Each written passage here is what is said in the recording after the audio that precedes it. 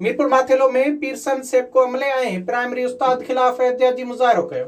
ॻोठ काज़ी लाल बख्श कलवड़ जे रहवासी पीरसन अली मोहम्मद कलवड़ सेपको मीरपुरमाथेलो जे अमलदारनि ऐं प्राइमरी उस्ताद मुमताज कलवड़ खिलाफ मीरपुरमाथेलो प्रेस क्लब पहुची एहतजाजी मुज़ाहिरो कयो। उन मौके ते पीरसन अवामी आवाज़ टीवी सां ॻाल्हाईंदे चयो त ॻोठ जो प्राइमरी उस्ताद मुमताज कलवड़ ऐं उन जो ख़ानदान वापडा जा 60 लख जा बाक़ीदार आहिनि ऐं हाणे उन्हनि संदसि पुट गुलाम नबी कलवड़ जे सुञाणप कार्ड ते बिजलीअ जो नओं कनेक्शन वठी मीटर इशू करायो आहे। उहे डिफॉल्टर आहिनि 3 मीटरनि जा 50-60 लाख जा डिफॉल्टर आहिनि।